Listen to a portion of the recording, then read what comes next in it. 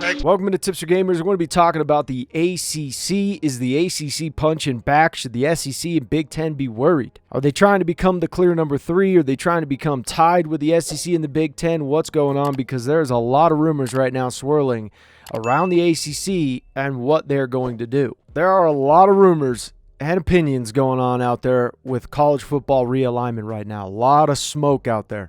These rumors and opinions even include the ACC trying to add up to 4 new teams to their conference. This is a beautiful thought and something ACC teams and fans of those teams would love to see. Or would they? The biggest problem with that is much easier said than done, and we'll go over all of that. The TV contract for the ACC and ESPN are reported to end in 2036, which by that time I feel like I'll be a grandpa. Each team in the ACC will get an equal split of the profits, and they have this entire time, regardless of how good they are or how profitable said school is. There's nothing new. The Big Ten and the SEC do the exact same. So let's go over all the rumors, the options, and what the ACC is already done, because there's a lot of rumors going on right now of what they're going to do. And there are 5 major ways on how they can try to combat this, and all of them have their caveats, so understand that. The first one is the ACC and the Pac-12 make a non-contractual agreement with each other, which is basically an alliance. And this really happened. They actually did this, much like the Big Ten, the ACC, and the Pac-12 did last year. Another option, the ACC and the Pac-12 combine to create a mini super conference. The next one, the ACC declares itself the clear number 3 conference and adds more teams. And now it's supposedly gone up to 4 teams that they may add. The ACC tries to retain their big schools by giving them a higher profit percentage. And the last one, the ACC renegotiates a better contract deal, TV deal with ESPN. So let's talk about first what actually happened, which is confirmed, and the ACC and the Pac-12 make a non-contractual agreement with each other. This is their alliance, and there's a lot of speculation on what this alliance actually entails. What does it mean? And this sounds really fancy until you realize it means less than a handshake. It is honestly equal to a fart in the wind, as we have already seen. It doesn't always hang around long, it stinks, and both sides can walk away at any time. The Big Ten, ACC, and Pac-12 made this same group chat pinky promise to each other last year. And eventually, as we've seen now, the Big Ten realized that they make way more money than both the Pac-12 and the ACC and could take on the SEC by themselves. They pulled like an anime show move where they consumed their ally to gain a power-up to take on the evil boss. The SEC told all other conferences that you aren't safe. Winter is coming. The ACC and Pac-12 hid, while the Big Ten replied with just make sure you bundle up. All this means is that both sides said if things go south, we will weather the storm together, while both have one foot out of the door ready to bolt to save themselves. It is so weak that they do not even sign a contract with each other. It is the same as the non-contract they signed with the Big Ten, and we saw how that panned out. The SEC put the Big Ten in a situation that they had to consume or be consumed, and that dog is too big to allow itself to be consumed. The same will happen to the ACC or Pac-12 if they get the same option. Even if the ACC and Pac-12 combine, they would still have issues with competing with just one of those conferences. Which leads us to the next option. The ACC and Pac-12 combine to make a mini super conference. Not just an alliance. No. We combine together. No more late night pinky promises with your new BFF. No, the 2 conferences say let's go to the dance together because everyone else already found a date. This may be the best way to take on the SEC and the Big Ten, or at least stall the foreseeable future for these 2. And this sounds really awesome. It does, and I like the idea of it. The biggest problem with this, though, is the red tape that is involved. The Pac-12 and the ACC could join forces, but the financial issues are still very much apparent. The ACC in this situation would have to give the Pac-12 more money if they were to split things evenly, because the Pac-12 makes less than the ACC. And look, even in this situation, they would still fall behind the SEC and Big Ten financially. The big schools in the ACC like Clemson, Florida State, Miami are not going to want to sign off on giving Pac-12 schools some of their profits, especially when their profits are already slim. Illinois and Indiana make more in the Big Ten with the TV deal than Clemson and Miami by almost double. And you can rest assured that Clemson and Miami are not pleased by this. I wouldn't be if I was them. But just on their TV deals alone, those 2 schools are going to make over double what Clemson and Miami make. It's insane to think about. And sure, in this scenario, they could join forces, but they would still have to renegotiate a new TV deal, and the Pac-12 lost for 2 biggest schools to the Big Ten. The Pac-12's value only decreased with them losing majority of the California market. a TV deal with them is only going to get worse, not better. It'd be a great fit when it's written on a bar napkin, but how they're going to pull it off financially is going to be a sight to see. So let's talk about another option here, the third option. The ACC declares itself the clear number 3 conference and adds more teams. The rumors of the ACC adding up to 4 new schools are basically going crazy. I mean, it just depends what fan base you're listening to.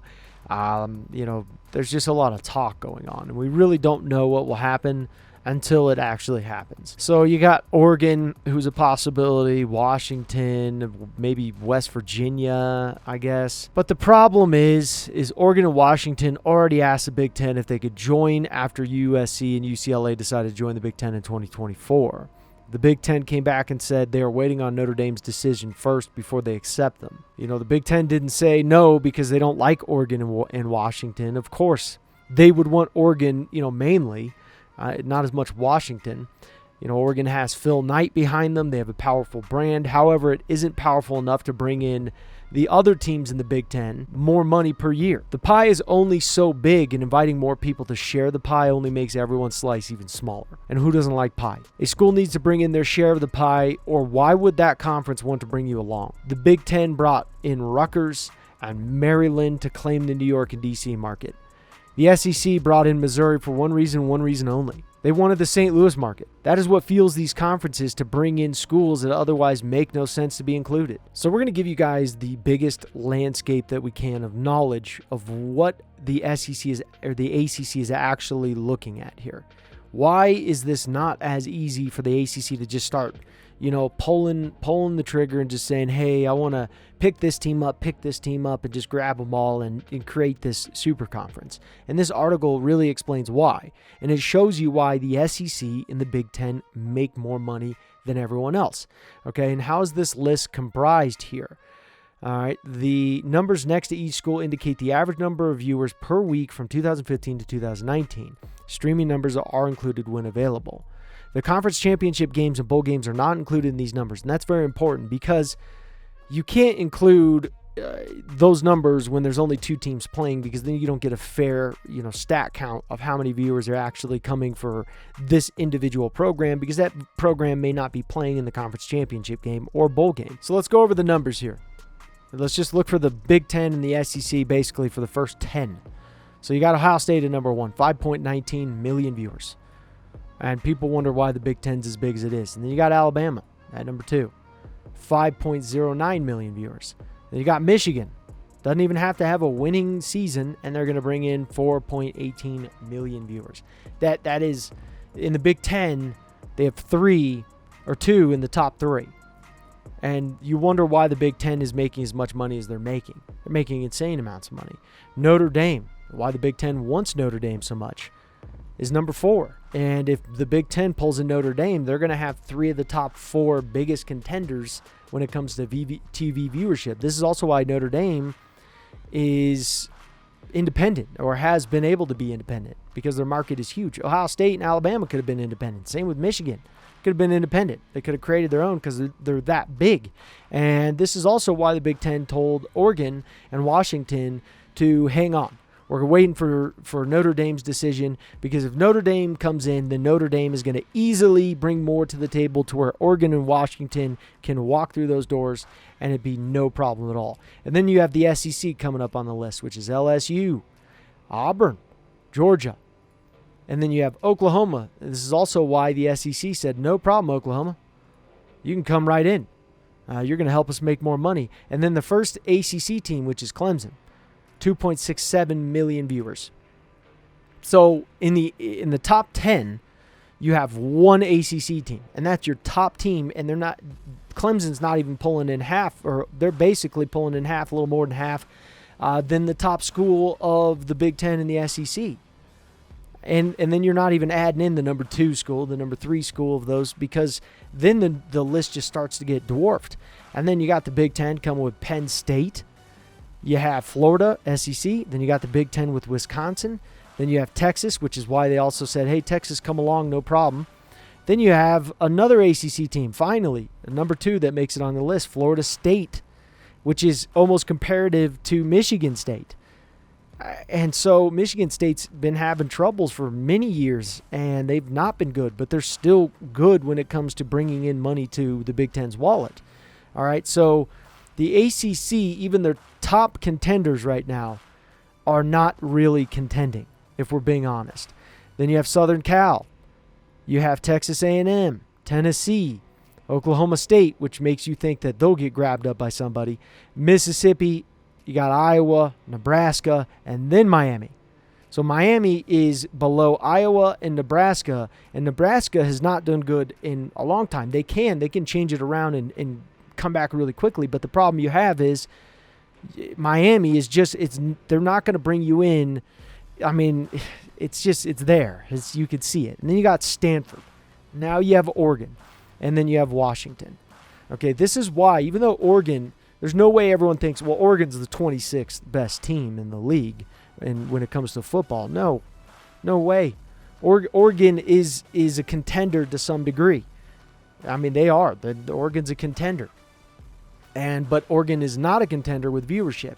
So this is why Oregon and Washington, the Big Ten, said, just hold on, because you're not going to pull in enough, bring in enough pie for us all to be able to eat and maybe even increase that slice for us. And that's why they waited for Notre Dame, because Notre Dame will pay their way through and give them more money. Okay, so this is really where it becomes hard for the ACC, because even if the ACC brings in Stanford, they bring in West Virginia, what is that going to ultimately do? I mean, because you're going to bring in a little bit more money, right? No question about it. You'll bring in more money. And these other schools will have to sign off on it. But then you have to ask yourself, what's going to happen with Clemson when Clemson gets the opportunity to leave? You think Clemson wants to share a smaller slice when they're like, dude, we're in the top 10.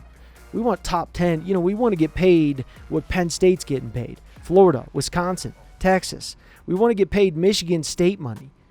That's not too much to ask for when it comes to Clemson. So they have to not only bring the right guys in, they have to keep the guys that they already have. And this is where you can see this list and say it's just incredibly hard for them to be able to make this all work and do it efficiently. It's very difficult. So let's go over the fourth and fifth option, which is the ACC tries to retain their big schools by giving them a higher profit percentage over their smaller schools. They will take a percentage from their smaller schools and give it to schools like Clemson, Miami, and Florida State. The problem with that is I would be very, very confused and just blown away if the contract states with those smaller schools that at any moment in time we could come in and pull more profit from you and give it to the bigger schools. To me, that seems like a breach of contract to some degree, and it would allow these smaller schools to then leave, which then the Big 12 would likely say, well, we have a home for you. Okay, so that is very difficult to do, and let's just say that's even a possibility if the contract even allows that. Then what happens? You're going to take away how much of a percentage to compete with the SEC and the Big Ten. They already reported that each one of them are going to get over $1 billion a year. Each one of these schools are going to get anywhere from $80 to $100 million a year. How much money are you going to have to rip from those other schools to even be competitive if it's $100+ million per year for these other schools? You're going to eat your conference alive, and you need to keep those schools happy to some degree, but you can't have to where those other smaller schools just say, we're done, we're out, because then you're going to be in a lot of trouble, because the Big 12 is going to then be breathing down your back. Or maybe the Pac-12. I don't know. I don't know if they actually will. But that seems like there's a lot of red tape to that, and that seems like it's going to be a lot harder than how easily it sounds to just say it. Okay, and the fifth option is the ACC renegotiates a better TV contract deal with ESPN. The problem I really have with that is, even though I think this contract is abysmal until 2036, is just beyond me of why you would sign that. I wasn't in the room with them. I have no idea what was going on there, but it just seems like a horrific deal.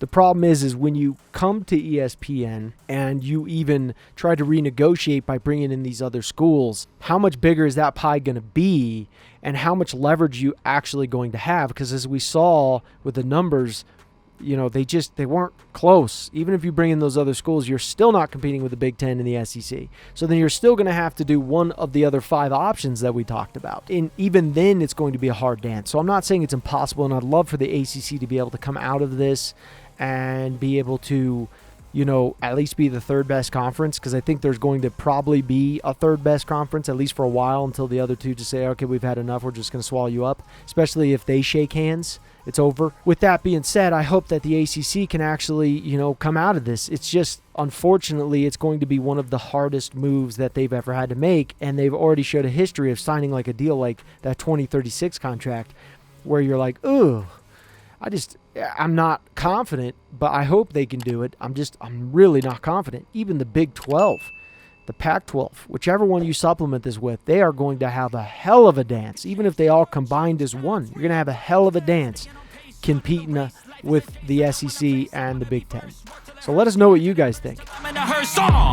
High ambitions and the right mind can take you so far. It's like you lived a few lifetimes. Take off from a break off from the weak minds. They can stay soft. You can change lives. You create thoughts. Never waste time. You got one shot. You got one life. Better pop off. What do you like? Make a dream job. No 9-5. No mean boss. Just my life and free thoughts.